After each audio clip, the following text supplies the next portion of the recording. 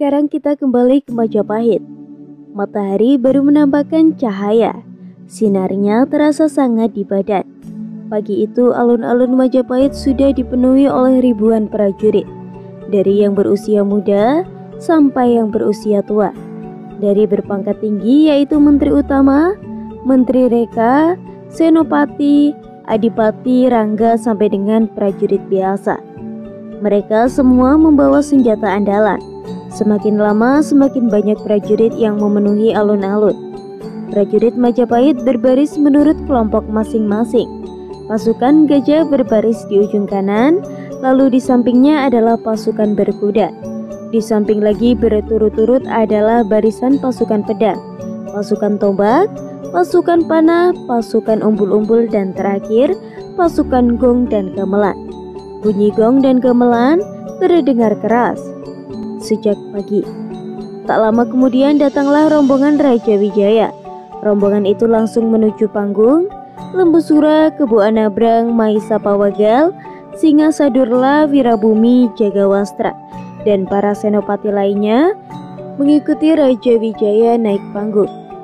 Gong ditabuh rancak dan diikuti suara trompet sebagai penanda acara dimulai. Raja Wijaya segera memberi salam kepada prajurit dan rakyat Majapahit yang hadir di alun-alun. Beliau lalu memberi sambutan yang berandakan pertanyaan. "Hai para abdiku, apakah kalian siap?" Pertanyaan Raja Wijaya langsung dijawab serempak oleh para adipatinya. "Siap. Hari ini kita bersama-sama menuju Tuban. Akan kita hadapi Ranggolawe yang telah memberontak. Sekarang juga ayo kita bergerak," sabda Raja Wijaya dengan menatap dan sekaligus memberi aba-aba prajurit untuk berangkat ke Tuban. Raja Wijaya duduk di punggung gajahnya yang bernama Isbaraja, dan di samping kanannya adalah Lembu Sura dan Kebu Anabrang. Sementara itu, Mahisa Pawagal, Singa Saradu, Gagak Serkala, dan Wirabumi di sebelah kirinya. Di belakangnya diikuti kereta yang dikendarai oleh Mayang Sekar, Bujang Kelati, Wirogendon, dan Sasmi, yang seterusnya adalah para prajurit Majapahit. Rombongan dalam barisan itu berjumlah ribuan, sehingga barisan sangat panjang laksana seekor naga apabila dilihat dari jauh. Ketika memasuki desa Wikrama, hari telah sore. Rombongan Raja Wijaya beristirahat dan bermalam di desa itu. Pada saat itulah Kalanggerek, Setan Kobar, dan Butangasang yang mendapat tugas untuk mengumpulkan prajurit Majapahit yang berhasil melarikan diri dari kerajaan prajurit Tuban datang. Ketika senopati itu segera menghadap Raja Wijaya. "Guru Raja Wijaya, terimalah hormat kami," kata ketiga senopati itu bersamaan. "Kuterima hormat kalian. Bagaimana hasil tugas kalian?" "Gusti, kami telah berhasil menghimpun kembali prajurit yang lari. Jumlahnya masih lumayan banyak," kata Kalanggerak. "Semua ada berapa dan di mana mereka sekarang?" "Jumlah mereka 467 orang. Sekarang mereka berada di sekitar bukit, bersembunyi dan menunggu kedatangan Gusti Prabu. Suruh mereka keluar dari tempat persembunyiannya dan langsung bergabung dengan prajurit lainnya." Setan Kobar memberi hormat lalu ia meninggalkan Raja Wijaya untuk memanggil prajurit yang tersembunyi. Sementara itu, Butangsang dan Kalanggerek terus melaporkan berbagai hal yang diketahui kepada Raja Wijaya. "Jadi Ranggolawe ada di Plumpon?" tanya Raja Wijaya. "Benar Gusti, kami mendapat informasi dari prajurit mata-mata.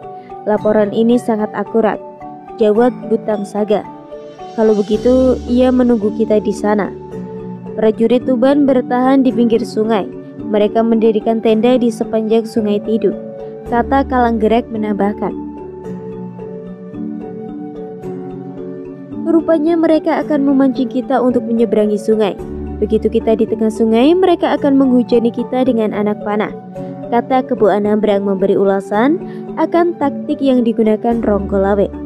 "Kalau begitu, mereka harus kita pancing keluar, atau kita serbu saja dari salah satu sisi untuk memberi jalan masuk prajurit kita. Bukanlah begitu Kebu Anabrang?" kata Lembu Sura. "Ya, kita kerahkan pasukan berkuda dan pedang dalam jumlah 100 orang. Prajurit andalan kita ini sudah bisa menerobos pertahanan musuh. Mereka kita kerahkan waktu fajar mulai menyingsing. Jawab Kebu Anambrang memberikan pendapatnya dan disetujui oleh Raja Wijaya. Kita sudah mengetahui cara dan rencana menghadapi musuh. Perhatikan tugas kalian masing-masing. Saya kira pertemuan ini sudah cukup. Sekarang kembalilah ke pasukanmu, sabda Raja Wijaya membubarkan pertemuan. Seperti yang telah direncanakan, seratusan prajurit Majapahit di bawah pimpinan Kalanggerek menelusup masuk ke Pelumpon lewat tepi Sungai Tidul. 10 orang berhasil masuk, lalu mereka mengamati keadaan dan berjaga-jaga. Selanjutnya mereka memberi tanda kepada teman-temannya yang masih berada di tepi sungai untuk naik ke atas. Begitu berhasil naik, mereka menyebar ke segala penjuru. Seiring dengan berjalannya waktu, prajurit Majapahit yang masuk sudah mencapai 100 orang. Namun kehadiran mereka diketahui oleh 2 orang prajurit Tuban. Kedua orang itu memukul kentongan yang dibawanya. Ada penyusup, ada penyusup. Prajurit Majapahit ada yang masuk, teriak prajurit jagal itu. Suasana serentak menjadi kacau. Prajurit Tuban terbangun dan keluar dari tenda masing-masing dengan sempongan, namun nasib mereka naas karena disambut oleh teranjang prajurit Majapahit. Prajurit Majapahit melemparkan obor untuk memberitahu kepada pasukan Majapahit yang masih berada di sisi sungai agar segera datang membantu. Isyarat itu diketahui oleh Kebu Anambrang. Ia pun segera mengirimkan bala bantuan. Prajurit Setan Kobar lari hamburan menyusun tepi sungai. Prajurit Panah Tuban tidak dapat menahan musuhnya dengan baik karena terhalang awan dan gejalanya malam. Pada mulai pertempuran, perjalanan tidak seimbang. Para prajurit Majapahit yang hanya berjumlah seratusan itu dikeroyok oleh prajurit Tuban yang jumlahnya berlipat-lipat. Beberapa puluh prajurit Majapahit tewas dan jumlahnya korban terus bertambah. Ayo maju, kita rengsek mereka keluar, teriak Tumanggung Barat K3. Kalanggereng tidak gentar menghadapi tekanan itu. Jangan takut prajuritku, Setan Kobar telah datang. Teriakan Kalanggerek ternyata benar. Setan Kobar bersama prajuritnya telah datang membantu Kalanggerek yang mulai berdesak. Kalanggerek, aku sudah datang, teriak Setan Kobar diikuti prajurit dan langsung turun ke medan laga. Pertempuran menjadi seimbang. Kebu Anambrang terus mengirimkan bala bantuannya, yaitu prajurit di bawah pimpinan Butang Saga, Gagak Serakar, dan Ronggowangi. Pertempuran semakin dahsyat, korban berjatuhan di kedua belah pihak. Jumlah korban semakin lama semakin bertambah seiring berjalannya waktu. Fajar telah berlalu dan cahaya mentari semakin lama semakin terang. Namun pertempuran belum ada tanda-tanda akan segera berakhir. Kebu Anambrang, Lembu Sura, dan Raja Wijaya mengamati jalannya pertempuran dengan penuh perhatian. Kebu Anambrang, sudah saatnya kamu kirim pasukan ke sini, kanan, untuk mencegah konsentrasi kekuatan musuh, sabda Raja Wijaya. Kebu Anambrang segera mengirimkan pasukan Temanggung untuk memberangi Sungai Tidul. Gerakan prajurit Majapahit itu mendapat serangan pasukan panah prajurit Tuban. Banyak prajurit Majapahit yang tak sampai ke seberang terkena panahan musuh. Namun ratusan prajurit Majapahit lainnya dapat menginjakan kaki di desa Pelumpon. Kehadiran mereka segera disambut serangan prajurit Tuban. Sing Sradura, kirim pasukanmu membantu. Ayo cepat, perintah Kebu Anambrang. Prajurit Sing Sradula bergerak maju dengan mudah karena telah mendapat jalan dari pasukan Temeng. Meskipun agak mudah, prajurit Sing Sradula masih mendapat perlawanan dari prajurit Tuban di bawah pimpinan Wulangrak dan Tumanggung Puspalaya. Pertempuran semakin berkembang ke segala penjuru desa Pelumpon. Kebu Anambrang yang membawa prajurit Majapahit dalam jumlah besar dapat mengimbangi prajurit Tuban dengan leluasa. Ronggolawe yang berada di tanah berbukitan mengamati jalannya peperangan dengan penuh perhatian. Ia melihat Kebu Anambrang menambah pasukan untuk merengsek pertahanan prajurit Tuban. Ia pun segera memanggil Rakean Gagarangan.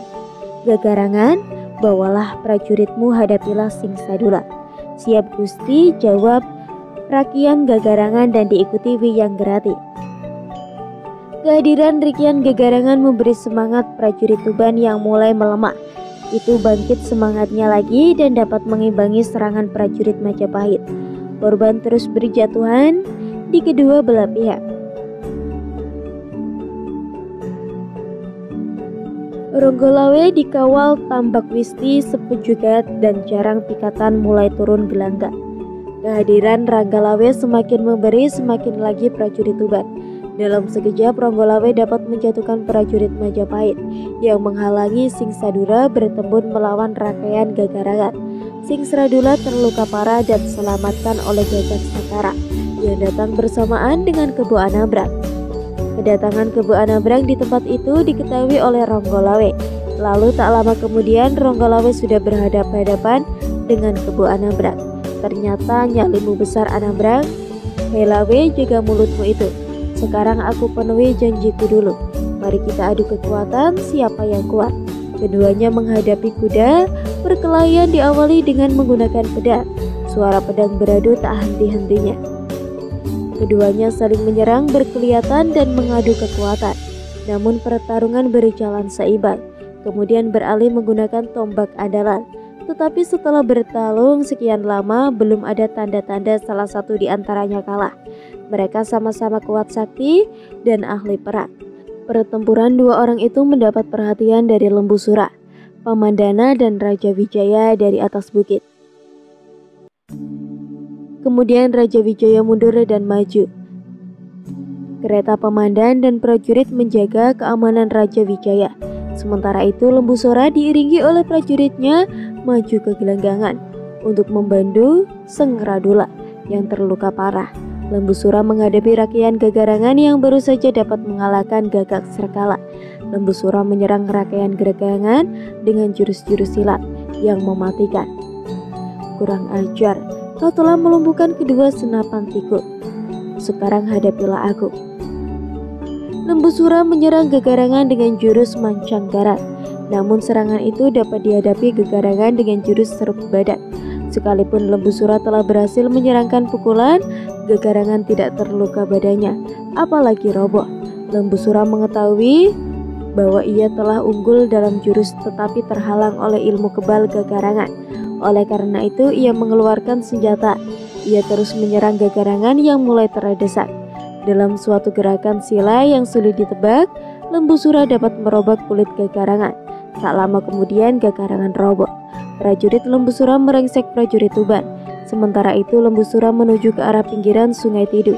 Dari jarak yang agak jauh ia melihat Ronggolawe masih bertempur melawan Kebu Anabrang. Tampaknya Kebu Anabrang mulai terdesak dan berusaha melarikan diri. Ronggolawe terus mengejar musuhnya. Sementara itu Kebu Anabrang menggunakan kesempatan itu untuk mengatur napasnya. Ia merasa kehabisan tenaga. Setelah merasa pulih tenaganya, ia menyerang Ronggolawe yang mulai lengah karena merasa bosan mencarinya. Secara tiba-tiba ia keluar dari tempat bersembunyinya dan menyerang musuhnya dengan sebuah tandangan jitu. Ronggolawe jatuh tersungkur. Sebelum Ronggolawe bangun, kesempatan itu digunakan Kebu Anabrang untuk menyerang lagi. Ronggolawe pun kembali tersungkur dengan tercabur ke sungai. Batu licin yang dianjak Ronggolawe tidak menguntungkan dirinya, sehingga ia terpleset dan kembali jatuh. Ketika Ronggolawe masih sempoyongan, Kebu Anabrang tidak menyia-nyiakan kesempatan. Ia menyerang lagi dengan kerisnya. Kali ini serangan Kebu Anabrang benar-benar tidak dapat dilelahkan oleh Ronggolawe. Akhirnya ia pun terserebet keris lawannya yang mengakibatkan kematiannya. Kebu Anabrang berteriak penuh kegembiraan karena dapat mengalahkan Ronggolawe. Dengan keris masih di tangannya, ia menghujani Ronggolawe dengan kata-kata kotor. Hal itu diketahui oleh Lembu Sura yang berdiri di atas sungai. Lembu Sura tidak senang dengan kelakuan Kebu Anabrang yang terus mencaci maki mayat Ronggolawe. Untuk mencegah tindakan Kebu Anabrang itu, ia berusaha mencari akal. Tiba-tiba ia berseru, "Hai Anabrang, cepat tongkaklah pundakmu." Bintang apa yang menempel itu? Tampaknya ada lintah putih yang besar telah menempel di pundakmu. Kebu Anabrang sangat kaget dengan kata-kata Lembu Sura itu. Karena sangat gugup, ia menggerakkan tangannya yang masih memegang keris itu ke pundaknya. Keris itu menusuk kulitnya sendiri dan menyebabkan kematiannya. Lembu Sura lalu memanggil prajurit untuk mengangkat jasad Ronggolawe dan Kebu Anabrang untuk dibawa ke Majapahit. Penyebab kematian Kebu Anabrang tidak diketahui oleh banyak orang. Namun Lembu Sora mengatakan kepada Raja Wijaya dan para abdi kerajaan bahwa Kondawa Anabrang tewas bersama Ronggolawe. Berita kematian Ronggolawe diteriakan ke segala penjuru medan perang sehingga mempengaruhi mental prajurit Tuban. Prajurit Tuban akhirnya banyak yang menyerahkan diri, namun ada juga yang melarikan diri. Bahkan ada pula yang memilih bertempur sampai titik darah penghabisan. Setelah prajurit Tuban dapat dikalahkan, pertempuran pun berhenti. Raja Wijaya tidak bisa mengucap sepatah apapun, air matanya mengalir berlinang-linang. Beliau tampak masgul karena tahu bahwa Ronggolawe dan semua yang mati adalah orang-orang yang setia terhadap raja. Lembu Sora dan semua yang hadir di tempat itu sangat sedih. Ada yang menangis menangkup dadanya, bahkan terbengok karena telah kehilangan sanak saudara. Saat matahari tenggelam, semua telah berkumpul. Upacara pemakaman dilaksanakan sebagaimana mestinya. Sementara itu, jenazah Adipati Ronggolawe dan Kebu Anabrang dibawa ke Majapahit untuk diupacara secara khusus. Raja Wijaya mengutus Menyengkemar memberitahu Adipati Arya Wiraraja akan kematian Ronggolawe. Adipati Adikara memenuhi utusan Raja Wijaya dengan hati yang sangat sedih. Arya Adikara dan istrinya, kedua istri Ronggolawe, mertua Ronggolawe, serta kerabat dekat Adipati Adikara memenuhi undangan Raja Wijaya. Setelah berkumpul, semua jenazah Ronggolawe dan Kebu Anabrang yang sudah disucikan dibakar dalam sebuah pancakan. Abunya dibuang ke laut. Setelah upacara selesai dilaksanakan, Adipati Arya Adikarasa beserta keluarganya pulang ke Tuban. Raja Wijaya pun masuk ke istana negara, tenang kembali dan semua masalah sudah berhasil diatasi. Raja Wijaya membulatkan tekadnya untuk membangun Majapahit menjadi sebuah negara yang besar dan disegani. Cukup sekian cerita yang dapat saya sampaikan. Semoga bermanfaat bagi kalian semua. Mohon maaf apabila ada kesalahan kata atau ada kata-kata yang kurang tepat. Tetap dukung channel Babat Nusantara dengan cara like, komen, dan subscribe. Saya pamit. Rahayu, rahayu, rahayu.